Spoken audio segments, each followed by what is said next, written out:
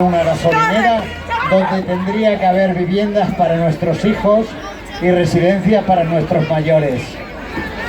Los que han venido disfrazados no están aquí ahora, están concentrados, como cada día, en el lugar donde quieren poner la gasolinera. No hago más comentarios, solo os pido que os unáis a nosotros. En el barrio no necesitamos estaciones de servicio, necesitamos servicios y equipamientos para los jóvenes y para los mayores.